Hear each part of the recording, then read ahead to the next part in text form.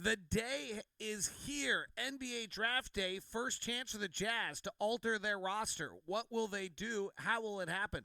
Who in the NBA is on the move today in what could be a dramatic day? And Ja being moved to Utah? Yes, it's true. It's all coming up on today's edition of Locked on Jazz.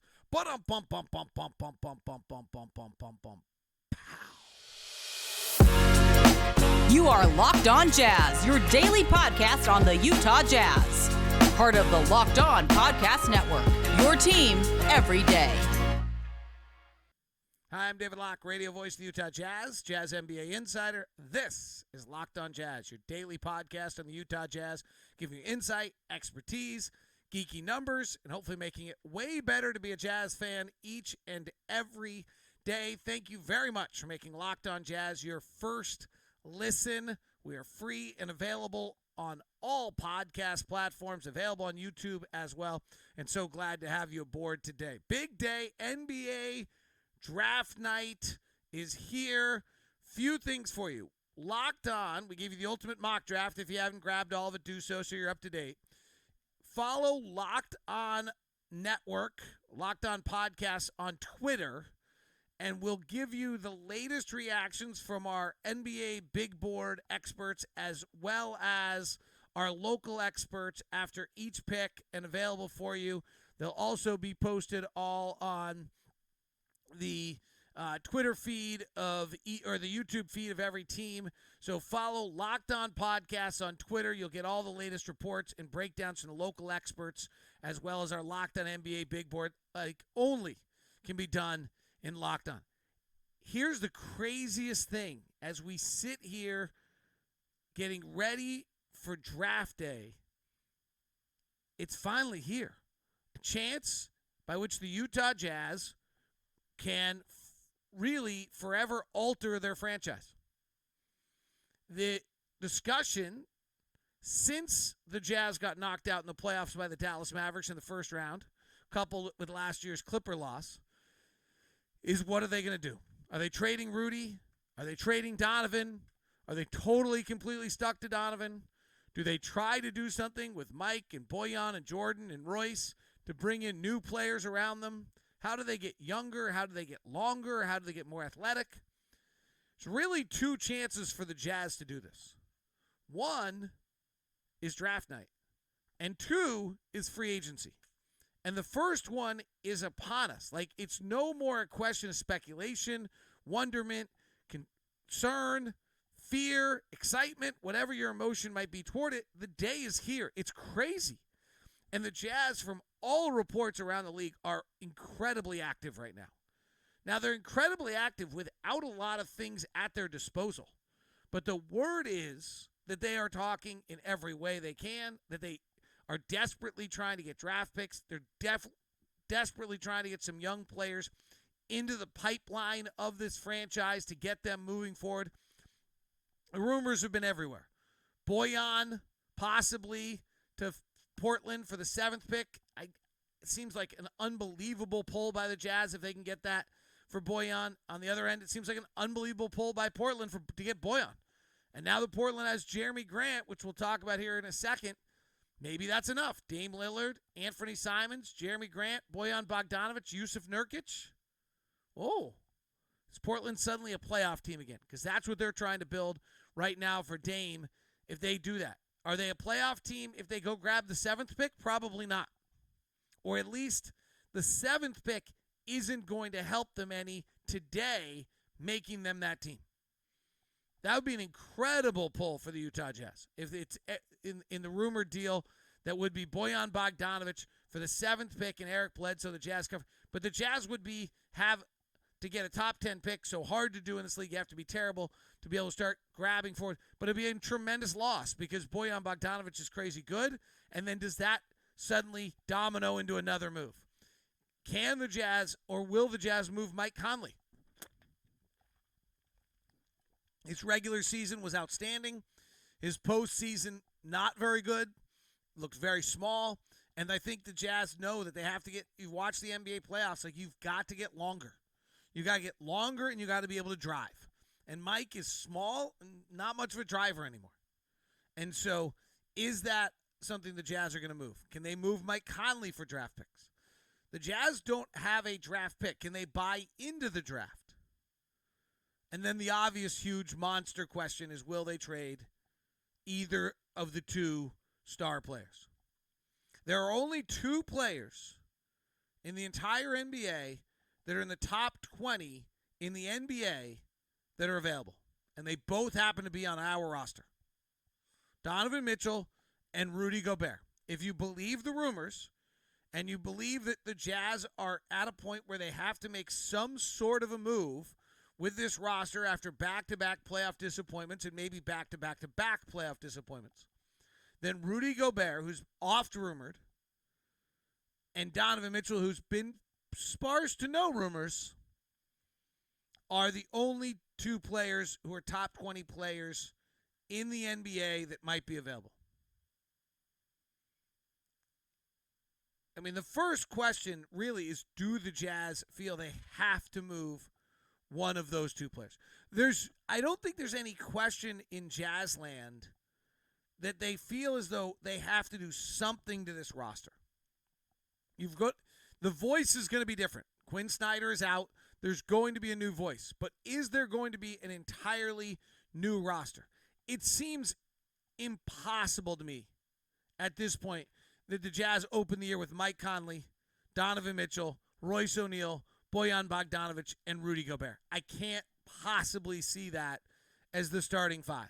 After the amount of scars this group has had, and particularly because in a theme of something we talked about all season long, this group did not take their past scars and have that harden them, but it still had them cracking them. And so it seems to me that we're going to see some turnover. Now, here's the question that I don't really know on how this kind of gets played out. But like let's say the Jazz are entering the night with the goal of acquiring draft picks, of acquiring some sort of talent with draft picks. If you're willing to trade Mike Conley, you've got to bring back $20 million in contract also. We don't have any other choice. Where's the pick? And I don't know this draft well enough to know that, and I've listened to a lot of Locked on NBA Big Board. Where's the pick? Are you willing to trade Mike for a 10? Are you willing to trade Mike for a 15? Are you willing to trade Mike for a 20? Like, does that get... What about 25? Like, where's the we're not... That doesn't make us better moment in this process. The fact is that after the 11th pick of the NBA draft, 50% of the players never become rotation players. You're really playing a little bit of it. And it's actually used to be 11 to 30. Now it's actually the second round, early second round's gotten better. So it pushes itself back. And the 30 to 40 picks are actually pretty valuable. That's one thing Portland did in that Jerami Grant deal. They went and Detroit got itself into the valuable part of the second round. That's something Detroit did, not Portland did. If you're trading Bojan Bogdanovic, where's your number if you're trying to get a draft pick? Do you have to get 15? Do you have to get 20? 25? What about Royce? Is there a number? What about Jordan Clarkson? Is there a number? And then there's obviously the big thing. What is the package that if you're willing to trade Rudy Gobert or Donovan Mitchell, what is the package that you have to get? And for both of those, it has to be franchise altering.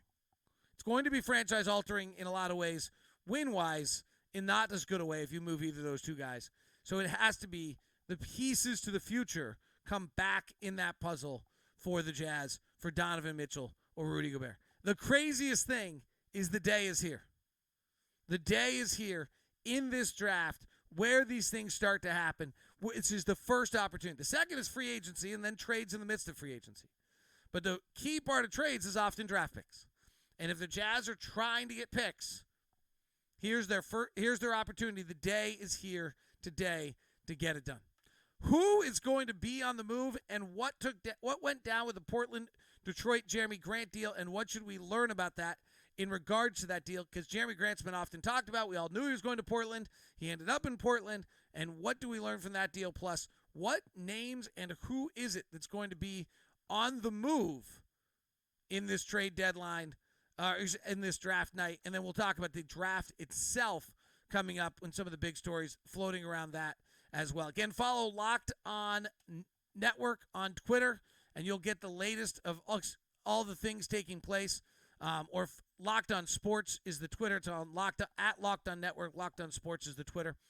Go grab it, follow it. You'll get all the latest stories and everything on that. All right. Today's show is brought to you by our good friends over at Summit Cap.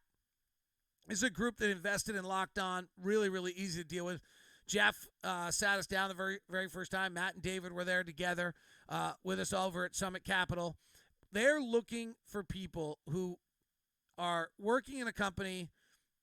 They've been there for a long time. The owners are at one stage. You as an employee kind of or manager see where you can take this company to a totally different level. And the owners, frankly, don't want to go there. They don't want the risk. They're settled. Well, the Summit Capital come in here and provide capital for management seeking to buy out owners of businesses. They invest in your expertise. You gain equity of the company. They profit off your expertise. It's a win-win for everyone. They're entrepreneurs. They approach investing with the mind of entrepreneurs. Unlike private equity or venture capital funds, they don't have artificial timelines or horizons. I can attest to this. They never once said a word to us other than the day we sold. They said we wish we'd invested more, which is the nicest compliment you can get. We invested for long term. They invest in all types of structures, including both debt and equity. So text Matt at 801-796-2033. If you know somebody or you are somebody who's looking to provide capital to buy out owners of a business, Summit Cap is your answer. Locked On Jazz at summitcaputah.com or go to summitcaputah.com or text Matt at 801-796-2033. If you can't remember any of that, then just go ahead and email me at dlock09. Arcade One Up.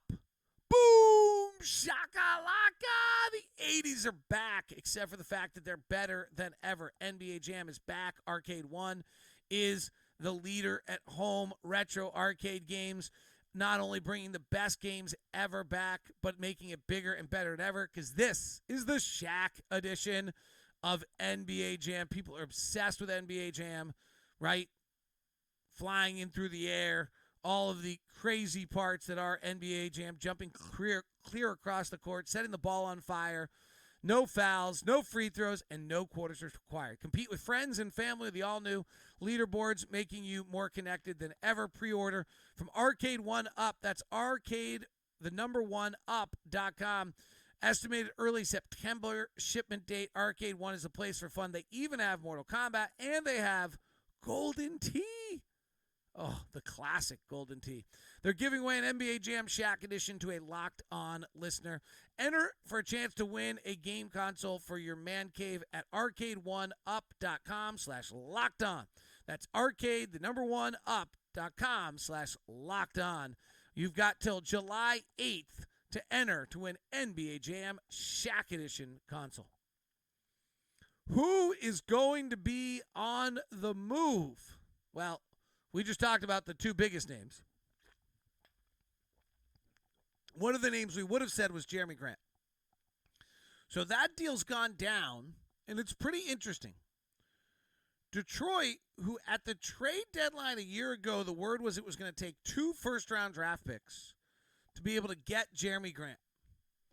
And instead, they only get 1 first-round draft pick, and more than only getting 1 first-round draft pick, they end up getting a not very good first-round draft pick in that they got Milwaukee's pick from coming up in the 2025 draft. So that's not a great pick for Detroit. Now, what Detroit did get is they swapped seconds, so they moved up into the better part of the second round.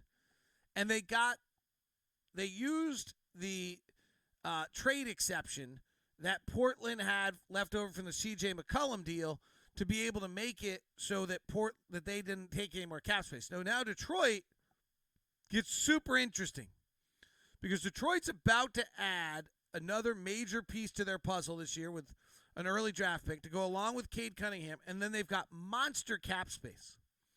I didn't think they were going to be a cap player until a year or two from now. My expectation was that they would add Cade Cunningham, add another piece. Maybe they think Sadiq Bey is already that piece. add this year's pick, maybe one more, and then go be a free agent player. And it's interesting to me to watch this because I actually like this approach more than what I like out of Houston and Oklahoma City. Houston and Oklahoma City is we're just going to lose a tremendous amount of games for 3 or 4 years. Plus, we've traded all of our stars. We've stockpiled millions of draft picks. And then they all come up together at the same time. And that's what I don't love about that plan. If you look around the NBA, over the years, you just can't find 2 young players coming up at the same time who haven't had issues. LaMarcus and Dame had issues. Shaq and Kobe, Penny and Shaq. Everywhere along the way you go, young Donovan and Rudy may end up in this category of guys end up having problems together. And I think that's going to be a real problem. And then you got to sign all of them at the same time. And I think there's the flaw in what Houston and what Oklahoma City are doing. Well, I like what Detroit's doing, which is, hey, we've tanked it. We got Cade Cunningham, the number 1 pick.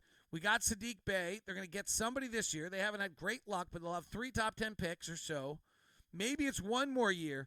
But in the meantime, we're going to start playing the free agent game with our cap money before we have to pay Cade Cunningham the max, before we have to pay Sadiq Bey the full extension, before we have to pay these guys. We're going to then add free agents, then pay them when we're over the cap, and we've got ourselves a roster built, and our young players come into their own as star players. It's Jason Tatum and Jaylen Brown this year for Boston changed a little bit of the thought process in the sense everyone's kind of had to be 27, 28 years old to be able to win. That's not the case. So this one gets interesting. What for Detroit? Let's keep an eye on Detroit, what they're doing, the amount of cap space they've just opened, whether they become major free agent players. They've done some interesting things, right? They signed Jerami Grant, big free agent deal. Everyone thought they were crazy. They just got something back for him, probably with 1 year left on his deal, probably not as much as they thought they would have. And I think this one's interesting because last year the asking price on Grant was 2 first-round draft picks during the trade deadline. And instead, they got 1 first-round draft pick and cap space. So it's worth keeping an eye on that and remembering that. So who's on the move here? The big story is Atlanta seems dead set on moving John Collins. I don't know what that involves. Rudy Gobert talk has been heavily involved with that, with the names Kevin Huerter, possibly DeAndre Ayton, other picks being involved, and all taking place. And so I think that we'll watch. OG Anunoby's name out of Toronto, a really interesting prospect. When you dig into his numbers, I'm not sure he's the number 1 guy or someone who can be able to make plays as the primary offensive players. There was a span of the season last year where they opened that up and gave him the chance to do that, and he didn't seem to be able to master that. And if you're going to be giving up a ton, but he's an elite athlete who's able to get more and more stuff before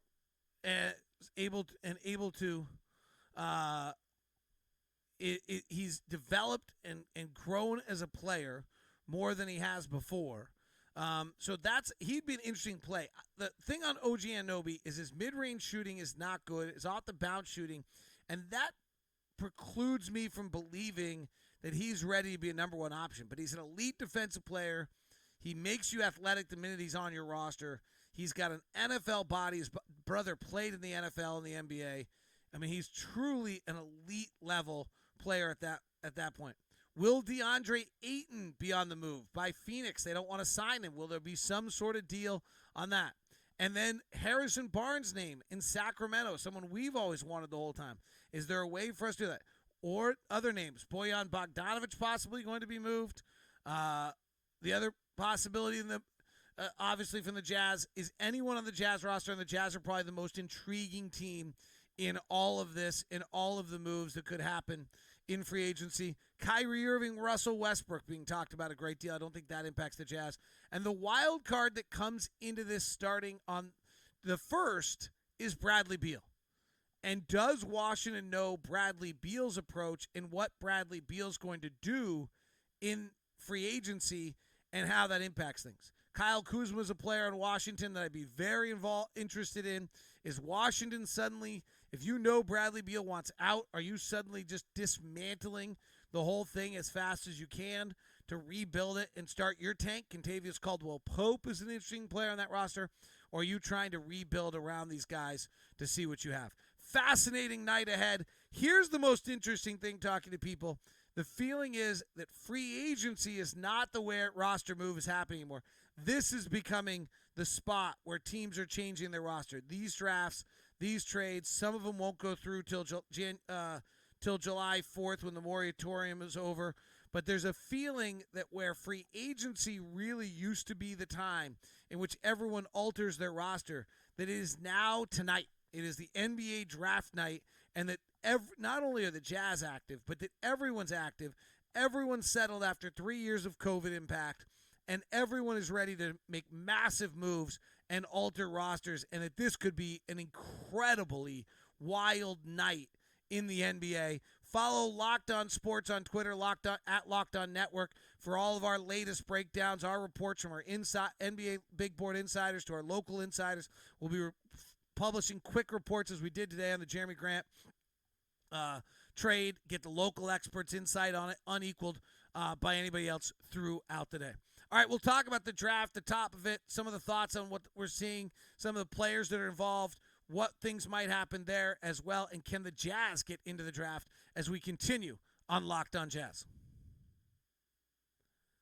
Can the Utah Jazz get themselves a draft pick? The quick answer on that one is I am not optimistic on just buying a pick the way they did the 27th pick for Rudy Gobert. A few years ago, the way this worked was that you could buy a pick for $3 million, and $3 million was a good price for a first-round pick.